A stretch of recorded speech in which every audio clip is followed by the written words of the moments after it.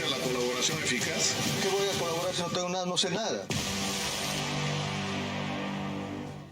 Ricardo Valdés ha sido viceministro del Interior y, por supuesto, tenemos que hacerle muchas preguntas después de haber escuchado con asombro y, de verdad, con mucho enojo, porque es indignante todo lo que ha dicho el actual ministro Senmanche, ¿no? Buenas noches, señor Valdés, bienvenido. ¿Qué piensa de todo lo que ha pasado con Juan Silva, en primer lugar? Bueno, yo creo que ahí hay una enorme responsabilidad operativa y política. Creo que se ha dicho ya hasta el cansancio, no lo quiere admitir el ministro, no lo está tampoco admitiendo el comandante general. Mis fuentes policiales están también muy sorprendidas de lo que está pasando y están muy sorprendidas además del manejo que está haciendo el propio ministro de los conceptos, porque lo que ha dicho ahora en el Congreso es absolutamente equivocado. ¿Por qué? Porque el artículo 207 del Código de Procesamiento Penal establece lo del tema de la videovigilancia como las técnicas de investigación, junto con agente cubierto y otras más. Pero él dice que videovigilancia no es seguimiento. No, lo que pasa es que el 207 tiene que ser concordado con el artículo 14 de la Ley de Crimen Organizado, que es la 377. Y el artículo 14 habla específicamente de seguimiento, porque como lo había mencionado, no se puede vigilar a un onograma, ¿no? Entonces, no, pues. Entonces ese artículo, se concuerda con la Ley de Crimen Organizado, y en el artículo 14 dice taxativamente seguimiento. Entonces no hay manera, o sea, nos está diciendo la verdad a medias, y quien dice la verdad a medias engaña, y quien engaña algo esconde, porque el señor Dimitri es abogado y por lo tanto sabe perfectamente que el nuevo Código Procesal Penal, ese artículo tiene que ser concordado con otras normas, y específicamente con una tan importante como es la de crimen organizado, que es por lo cual está siendo investigado el señor Silva, junto con Bruno Pacheco y el presidente de la República. Ahora, señor Valdés, solo por sentido común, yo sé que usted conoce todas las directivas y, por supuesto, la estructura, la interna del Ministerio del Interior, pero un ciudadano cualquiera, ¿no?, sin necesidad de ser abogado, entiende que para hacer videovigilancia tienes que seguir. Obvio. O sea, para tomar fotos, para hacer reportes. ¿A quién vas? A un fantasma no se le sigue, ¿no es cierto? Sí. Lo que me preocupa, y sobre eso sí le quiero preguntar, es sobre la línea de tiempo, el seguimiento, porque nosotros tenemos los documentos oficiales cuando la Fiscalía le pide a Luis Enrique Legua Egoechaga, el director de inteligencia de la policía, le pide que le hagan seguimiento a este hombre, a Juan Silva. Y entonces, ¿qué pasa en los comandos? ¿Por qué no le hacen caso a la Fiscalía? Y hoy día el ministro ha tenido la osadía de decir que la culpa es de la Fiscalía y de la prensa. Bueno, no hay forma de que no se le haga caso a la Fiscalía, no hay manera. O sea, el trabajo, o sea, la Fiscalía es el que dirige la acción penal y que dirige además la acción con el apoyo técnico de la policía. No hay manera. Y además la estructura policial siempre está entramada en el sentido de que lo que hace un oficial, digamos, alférez o teniente o un suboficial, siempre es comunicado al jefe inmediato. Y de ahí va el comando. Ajá. Cuando hablamos de un caso tan grueso y tan emblemático como este, es imposible, bajo la estructura policial, que esa información no haya sido manejada por el alto mando policial. El propio Dimitri ha admitido que se reúne diariamente con el comandante general de la policía. Tiene que haberlo conversado. Y las pruebas están en la sucesión de entradas a Palacio de Gobierno del propio ministro del Interior junto con los generales, el comandante general y los generales de inteligencia, de las dos unidades de inteligencia, la del Ministerio, que es una inteligencia más política, y la de la policía, que es una inteligencia más operativa. Dirín y Dijimín, ¿no? En su criterio es casi imposible no, eso que, no, eso es absurdo. Teniendo una papa caliente tan fuerte. No hay manera, no hay manera, no hay manera. O sea que Senmanche nos está mintiendo. Yo creo que está escondiendo algo, ¿no? ¿Está encubriendo? Hay dos ¿Está encubriendo la posibilidades. fuga del Chacal, como era la famosa película? O sea, por Dios santo, señor Valdés, es de verdad indignante este cuento de que, ay, pero ¿para qué mostraron el audio? ¿Para qué hicieron, no, la difusión de la transcripción? Y el fiscal, ¿por qué se demoró? ¿Por qué no hizo deserraje? Empieza a hablar claro como abogado. ¿Por qué no hizo prisión preventiva? O sea, él está tratando de poner en el otro la culpa suya. Es un exministro de Estado, hay un procedimiento específico para eso, interviene el fiscal de la Nación por esa razón, interviene un juez supremo, o sea, él está hablando como si fuera un delito común y no se trata de un delincuente común. Es alguien que tiene una serie de prerrogativas. Claro, un funcionario de alto nivel, por eso. correcto. Entonces hay todo un procedimiento que el fiscal de la Nación, que conoce perfectamente los procedimientos, los ha seguido en estricto. Y obviamente la policía ha tenido esa información a tiempo. Entonces... Pero él dice que lo hemos alertado. No, pues, Y que se ha escapado. Creo que es una forma de trasladarle su propia responsabilidad a terceros. Usted, en su entender, ¿hay una suerte de encubrimiento de esta fuga anunciada? Yo lo que veo, hablando en términos ya más sistémicos, más integrales, es que desde que entró el señor Castillo ha habido un interés muy importante por controlar a la policía, y ahí por eso fue que sacaron al primer de comandante general, pusieron a Gallardo, tan controvertido, que está relacionado con todos los problemas que se suscitaron en la policía, con el tema del tema de los ascensos, que es parte del problema que tiene Bruno Pacheco, es otro de los temas, en donde se ascendieron a coroneles, en principio, según la investigación fiscal, después de haber pagado por su ascenso, y que son ahora generales. Ahora conversaremos dónde están esos generales, porque es importante, que forma parte de la estructura de seguridad que se está construyendo. Y estos generales están en puestos muy importantes. Bien, de ahí sigue el proceso, entra Tiburcio, con un ministro que se oponía a muchas cosas, al tema de la hoja de coca, al tema, inclusive hasta el estado de emergencia, que no sé por qué lo aceptó finalmente.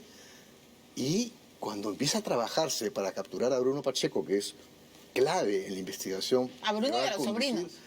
A uno de los sobrinos, porque el otro está ahora ya, digamos, ¿no? Él sí pone en Interpol y a los 5 días, ni bien entra Dimitris en Manche, sacan al comandante general Tiburcio. Lo votan, claro. Entonces hay obviamente una manera, una intención de controlar a la policía que viene desde agosto. ¿Y controlarla para qué? ¿Para buscar tu protección? No hay que olvidar que buena parte de Perú Libre, antes de que se multiplicaran en varios grupos, tenían una serie de procesos por terrorismo, por lavado de activos, por corrupción, y se intentó, han habido visitas cuando estaba todavía el primer ministro del Interior, Carrasco, para tratar de manejar esos episodios. Luego han querido controlar, y lo están haciendo autoridades políticas. Luego, después, también migraciones. Hay información que también han querido controlar todo lo que es SUCAME, que es el manejo de armas, etc. Entonces, eso está claro, porque es decir, no hay que ser mago para, digamos, o sea, un fantasioso para simplemente juntar todas las piezas y tener el rompecabezas ya bastante armado, ¿no? O sea, Castillo está logrando formar su policía política. Castillo está queriendo controlar la información que la policía maneja, pero no va a ser fácil para él porque hay felizmente un contingente importante de policías honestos que siguen trabajando. Yo estoy seguro que en la medida que esta presión se siga incrementando, o el señor Silva aparece porque lo encuentra esa policía buena, decente, correcto, ¿no? Porque lo va a encontrar. Y porque hay buena policía. Y si eso ocurre, estoy seguro que el señor Silva va a tener que elegir entre decir su verdad y entrar como colaborador eficaz, porque tiene todavía un escalón por encima que le va a permitir ser colaborador eficaz. O irse preso y proteger a Castillo. Así es, pero bueno, veremos. Buen punto. Por favor, señor Valdés, veamos con la teleaudiencia. Rolo, ayúdanos a ver las visitas. Porque es bien importante lo que marca y lo que ayer les contábamos. El señor Ricardo Valdés, que sabe mucho, ha sido viceministro del Interior, aquí está, y él mismo lo acaba de recordar, ¿no es cierto? Entonces, ¿qué pasan con estas visitas, no? Semanche, Artola, Dimitri Nicolás entra a una reunión con el presidente. ¿Y con quién ingresa? Con Luis Alberto Vera Llerena. ¿Quién es Luis Llerena? ¿Quién es Luis Vera Llerena, señores? Por si no lo recuerdan, es el comandante general de la policía. Ingresan a una reunión con el presidente. ¿A qué iban? A hablar de, no sé, pues, del clima. No, creo, imagino, no sé si señor Valdés estará de acuerdo. El 3 de junio se producen esas reuniones. Sí. Primero la de Dimitris en Manche, luego entra con el comandante general, luego entra, en otro momento entran los directores de inteligencia. Correcto, pongamos esas visitas también para... Y luego regresas en Manche en la noche. Correcto, ahí está. Luis Legua Egoechaga, que tiene en sus manos el documento que la Fiscalía le pide hacer seguimiento. El 27. El 27 de mayo, cuando Silva paseaba, ¿no?, como Pedro en su casa por todo Lima. Luego entra con Jorge Fernando Casanova Cubas, que es el director general de la Dirección de Inteligencia. ¿Y a dónde van? A la Secretaría General de Palacio de Gobierno. Pero hay un dato que tampoco es menor, y es el ingreso del que fue viceministro de Comunicaciones de Silva en agosto, que estuvo un periodo corto. Ese viceministro, ese ex viceministro, es miembro del gabinete de asesores de Dimitri Selmanche, contratado por Dimitri Selmanche. Además han tenido reuniones con el hermano de Dimitri Selmanche cuando estaba en funciones como viceministro. Entonces, esa es otra pieza que uno dice, bueno, entonces ya la responsabilidad política ya no es tan política, de repente también hay que indagar, o sea, si es que no hay otro tipo de responsabilidad acá, o forma parte del mismo conjunto, ¿no?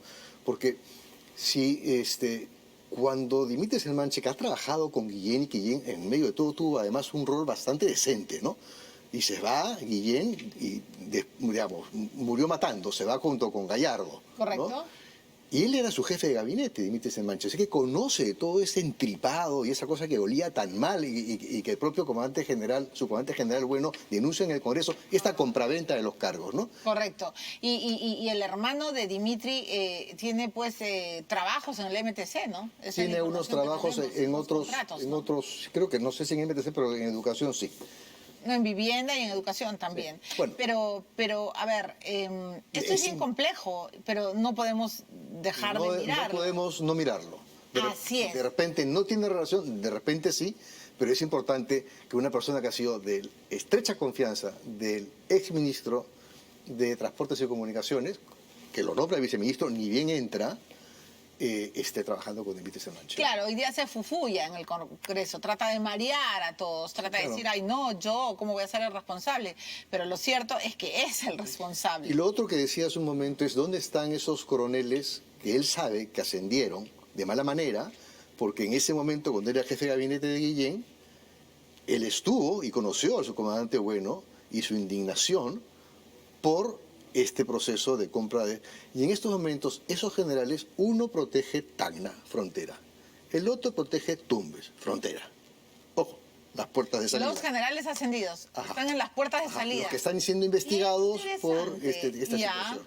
El otro está en Cajamarca, que también tiene frontera, Ucayali, que también tiene frontera, y otro está en Apurímac. Esos son los 5 que están siendo investigados ahorita, desde febrero por el Ministerio Público. O sea, entonces, están en las puertas. Sí, entonces uno se pregunta, bueno, entonces, ¿por qué no vamos juntando las piezas? ¿Qué está pasando acá? ¿No? Entonces, y de eso, o sea, en realidad si está siendo investigado por un tema tan serio... No lo vas a poner pues en la frontera, ¿no? Pues no debieran estar en trabajo operativo. Entonces, termino con mi pregunta. ¿Qué es todo esto, Ricardo Valdés? Es algo que tenemos que mirar muy de cerca, con serenidad, sin tanta pasión, ¿no? Pero con mucha energía y además digamos, siendo categóricos de que hay ciertas cosas que no se pueden permitir. O sea, no se puede seguir manoseando realmente al país de esa forma, no se puede permitir que la corrupción se normalice, se naturalice como lo estamos viviendo. El hecho que tengamos un presidente investigado como cabecilla de una red criminal, el hecho de que el principal testigo haya sido dejado ir, porque tampoco no hemos hablado de que tenía una escolta que también informa. Las escoltas informan permanentemente. Y si él pide el 6, que ya no tiene más escoltas porque la tuvo hasta el 6. Correcto. ¿No? Entonces, sí, eso fue. Bueno, entonces ahí hay demasiada cosa inexplicable, mucha contradicción y hay algo que está muy mal y que en realidad tiene que ser aclarado. No lo va a aclarar el ministro porque hasta donde estamos viendo me parece que está más involucrado de lo que yo pensaba. En segundo lugar, no lo va a aclarar el comandante general porque creo que es parte del problema y no de la solución. En tercer lugar, también está implicado, el presidente no los va a sacar porque el presidente lo puso a ambos y lo puso al ministro con la condición de que el nombre que saque a Tiburcio y lo ponga a Vera. Por lo tanto, es el Congreso que tiene que jugar el partido. Bueno. La prensa así le duela al señor Selmanche. Muchas gracias. Muchas gracias, Ricardo Valdés, por poner los puntos sobre las IES y por decir que no es justo que se manosee tanto las instituciones y a nuestro propio país. Tengo que ir a la pausa.